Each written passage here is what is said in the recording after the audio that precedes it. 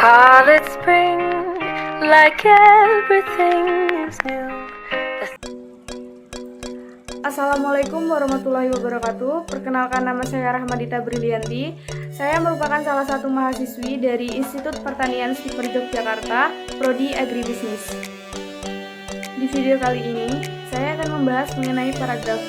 Seperti yang telah kita ketahui, paragraf merupakan sekumpulan kalimat yang memiliki satu ide pokok. Apa sih itu manfaat paragraf? Manfaat paragraf itu ada 5. Yang pertama yaitu mengekspresikan gagasan. Maksud dari mengekspresikan gagasan adalah paragraf dapat digunakan sebagai ungkapan perasaan yang disajikan melalui rangkaian kalimat sehingga membentuk kesatuan ide pokok. Yang kedua, menandai peralihan gagasan baru. Maksudnya adalah di dalam satu tulisan terdapat berbagai macam paragraf dan memiliki gagasan yang berbeda pula. Namun, isinya masih berhubungan dengan ide pokok. Yang ketiga, memudahkan menulis dan membaca. Maksudnya adalah dengan adanya paragraf, seseorang penulis dapat dengan mudah untuk menuangkan gagasannya. Yang keempat, membantu pengembangan topik. Maksudnya adalah dalam pengembangan topik tulisan dalam bentuk topik yang lebih kecil sehingga dapat mudah dipahami dalam pembagian paragraf. Dan yang terakhir, yang kelima, yaitu mengendalikan variabel. Maksudnya adalah dengan adanya paragraf sehingga penulisan dapat dengan mudah untuk mengendalikan variabel di dalam karangannya sehingga karangannya ini dapat dimengerti oleh banyak orang. Selanjutnya, saya akan menyampaikan bagaimana sih bentuk paragraf yang baik itu. Paragraf yang baik memiliki 3 unsur. Yang pertama, yaitu kepaduan paragraf. Maksud dari kepaduan paragraf adalah di mana setiap mengisi kalimat yang terdapat dalam paragraf itu memiliki kepaduan antar kalimat dan tidak berdiri sendiri. Yang kedua, kesatuan paragraf. Maksudnya adalah di dalam setiap paragraf hanya terdapat satu gagasan pokok di dalam kalimat utamanya. Yang ketiga, kelengkapan paragraf. Maksud dari setiap paragraf harus terdapat kalimat-kalimat penjelas yang lengkap di dalamnya. Selanjutnya, terdapat 4 ciri umum paragraf yang baik dan benar. Yang pertama, peletakan kata pertama dalam kalimat yaitu sebanyak 5 spasi bagi jenis karangan biasa. Yang kedua, menggunakan pikiran utama yang dinyatakan dalam bentuk kalimat utama dan kalimat topik. Yang ketiga, setiap paragraf hanya memiliki satu kalimat utama dan selebihnya adalah kalimat penjelas. Dan yang terakhir, yang keempat yaitu menggunakan pikiran penjelas yang dituangkan di dalam kalimat penjelas, yang dimana kalimat penjelas itu berisikan detail-detail atas kalimat pokok. Selanjutnya, kita akan membahas mengenai pengembangan paragraf. Pengembangan paragraf adalah perincian dan pengurutan secara padu kalimat yang diwujudkan dalam penataan kalimat. Terdapat 3 hal yang harus kita kuasai dalam melakukan pengembangan paragraf. Yang pertama yaitu kemampuan untuk menentukan dan meletakkan kalimat topik secara tepat. Yang kedua, kemampuan merinci secara maksimal gagasan pokok ke dalam gagasan bawahan. Yang ketiga, kemampuan mengurutkan gagasan bawahan ke dalam suatu urutan yang teratur. Yang selanjutnya, kita akan membahas mengenai metode pengembangan paragraf dalam tulisan paragraf yang paling penting.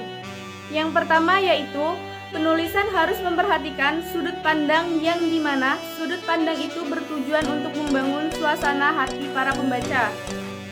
Yang kedua, kita harus menyertakan contoh di dalam paragraf tersebut yang dimana contoh itu bertujuan untuk memperkuat gagasan-gagasan yang kita tulis di dalam paragraf tersebut.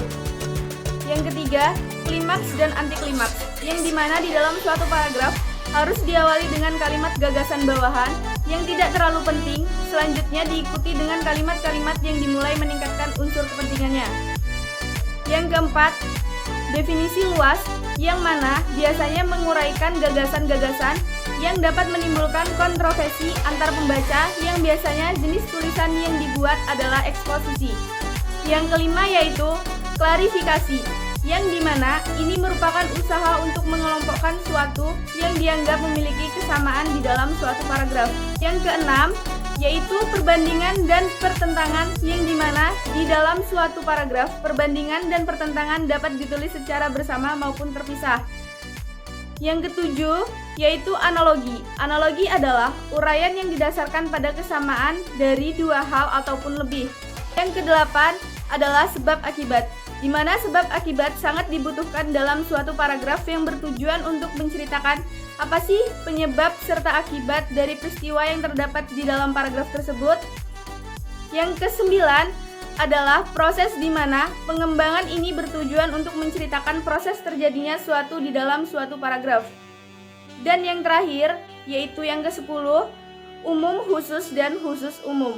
Umum khusus merupakan suatu paragraf yang kalimat utamanya berada di awal paragraf, yang diikuti oleh kalimat penjelas. Sedangkan khusus umum kalimat utamanya berada di akhir paragraf yang diawali dengan kalimat penjelas. Dan selanjutnya, kita akan membahas mengenai panjang paragraf. Yang pertama, rangka dan struktur di dalam suatu paragraf hanya terdapat satu kalimat topik dan beberapa kalimat penjelas. Yang kedua, yaitu kalimat topik, yang dimana kalimat topik merupakan kalimat yang di dalamnya berisi topik pembicaraan yang dituliskan oleh pengarang. Yang ketiga, yaitu panjang paragraf. Panjang paragraf sendiri sangat bergantung terhadap pikiran dan pandangan penulis. Dan yang keempat, yaitu penentuan panjang suatu kalimat. Dalam suatu paragraf ditentukan oleh kepaduan penulis terhadap paragraf tersebut. Dalam paragraf terdapat 5 jenis paragraf. Yang pertama yaitu deskripsi, yang kedua eksposisi, yang ketiga persuasi, yang keempat argumentasi, dan yang kelima narasi. Baiklah, yang pertama saya akan menjelaskan mengenai paragraf deskripsi. Paragraf deskripsi adalah paragraf yang menjelaskan mengenai suatu hal seperti objek, tempat, atau peristiwa yang dijelaskan secara detail maupun rinci. Langkah penulis paragraf deskripsi. Yang pertama, yang harus kita lakukan adalah mencari topik yang sangat menarik untuk dibahas sehingga menarik para pembaca untuk mau membacanya. Yang kedua yaitu merancang paragraf deskripsi, dan di mana setelah memilih topik, kita harus merancang apa saja yang harus disajikan dalam paragraf tersebut. Langkah yang terakhir yang harus kita lakukan adalah merevisi paragraf deskripsi. Hal ini bertujuan untuk mengoreksi kembali penggunaan tanda baca sebelum paragraf kita dikasih ke orang banyak. Kedua, kita akan membahas mengenai paragraf eksposisi. Paragraf eksposisi merupakan karangan yang menyajikan sejumlah pengetahuan ataupun informasi bagi pembacanya. Ada beberapa macam ciri-ciri dari teks eksposisi. Yang pertama yaitu memaparkan definisi atau pengertian. Yang kedua yaitu memaparkan langkah-langkah atau suatu proses dalam mewujudkan suatu peristiwa atau kegiatan. Yang ketiga, dari awal hingga akhir hanya berisi sebuah pemaparan. Dan yang keempat, tidak bersifat mempengaruhi ataupun mengajak. Yang kelima, dalam suatu teks eksposisi harus disertai oleh bukti serta contoh-contoh. Dan yang keenam, pembaca memperoleh informasi sejelas-jelasnya tanpa ada kontroversi. Yang ketujuh, penutup menegaskan kembali. Yang kedelapan, bahasa yang digunakan harus bersifat denotasi atau makna sebenarnya. Yang kesembilan, fakta dipakai sebagai alat kontribusi. Ada beberapa langkah untuk menyusun paragraf eksposisi.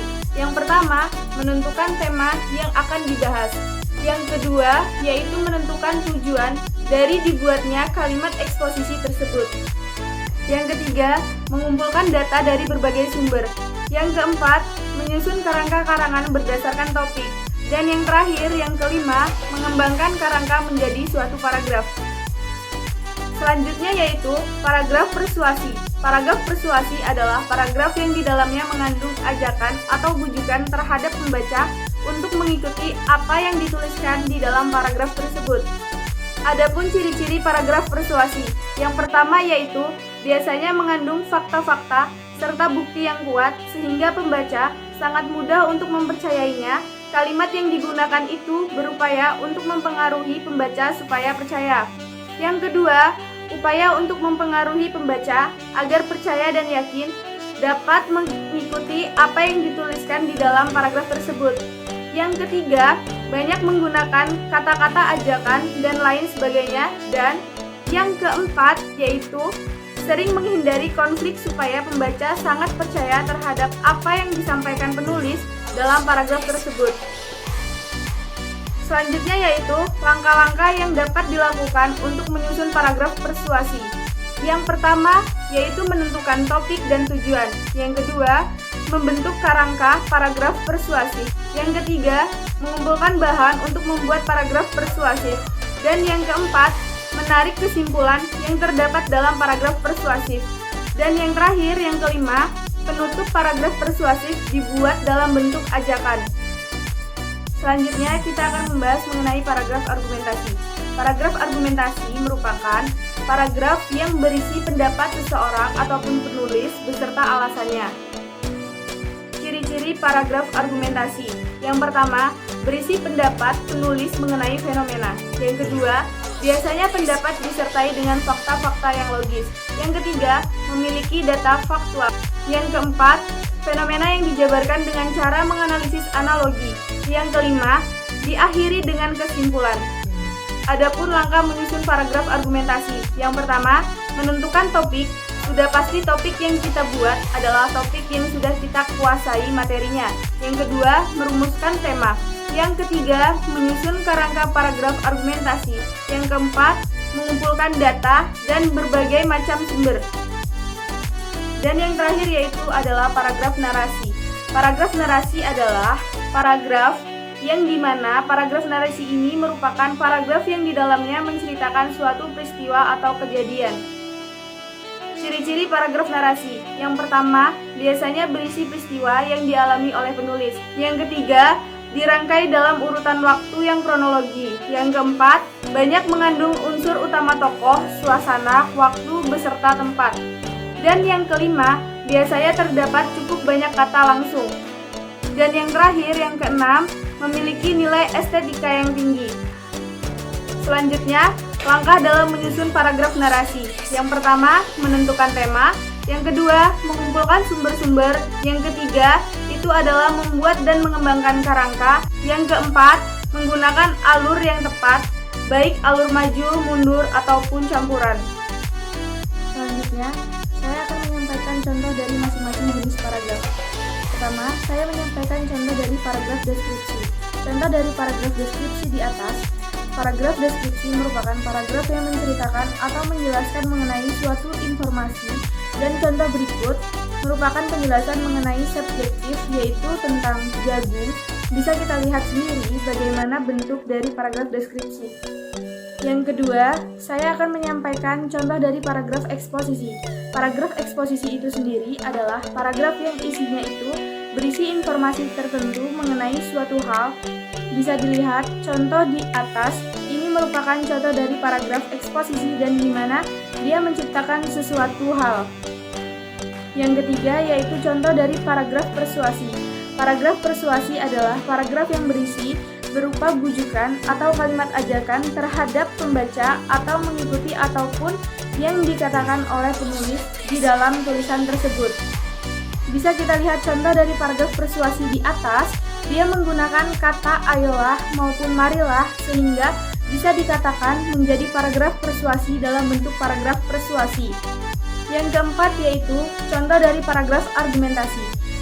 Bisa kita lihat di atas, ini merupakan contoh paragraf argumentasi, yaitu pola analogi atau perbandingan di mana paragraf argumentasi sendiri adalah paragraf yang menjelaskan yang isinya itu berisi pendapat atau pandangan penulis mengenai suatu hal atau peristiwa yang dicurahkan dalam suatu tulisan yang disebut dengan paragraf argumentasi. Dan yang terakhir yaitu contoh dari paragraf narasi. Paragraf narasi merupakan paragraf yang menceritakan suatu kejadian dalam waktu tertentu. Contoh di atas merupakan contoh dari paragraf narasi, yang dimana dia menceritakan dari awal kejadian hingga akhir kejadian. Jadi, setiap paragraf itu berbeda-beda fungsinya dan berbeda pula bentuknya, tergantung juga dengan tujuan kita ingin membuat karya tulis seperti apa. Apabila kita ingin mengajak pembaca, maka kita akan menggunakan jenis paragraf persuasi. Apabila kita ingin menginformasikan sesuatu, kita menggunakan paragraf eksposisi. Apabila kita ingin mengeluarkan pendapat di dalam bentuk tulisan, maka kita akan menggunakan paragraf argumentasi. Dan apabila kita ingin menjelaskan kejadian peristiwa secara urut, maka kita akan menggunakan paragraf narasi. Dan apabila kita ingin mendeskripsikan suatu hal atau suatu benda, maka kita menggunakan paragraf deskripsi. Jadi, perlu kita ingat baik-baik teman-teman, setiap paragraf itu berbeda fungsinya. maka harus kita lihat apa tujuan kita dan jenis paragraf apa yang akan kita gunakan. Sekian mengenai penjelasan video paragraf dari saya. Semoga video ini bermanfaat bagi kita semua. Saya akhiri. Wassalamualaikum warahmatullahi wabarakatuh. Bye-bye. Call it spring, like everything is new.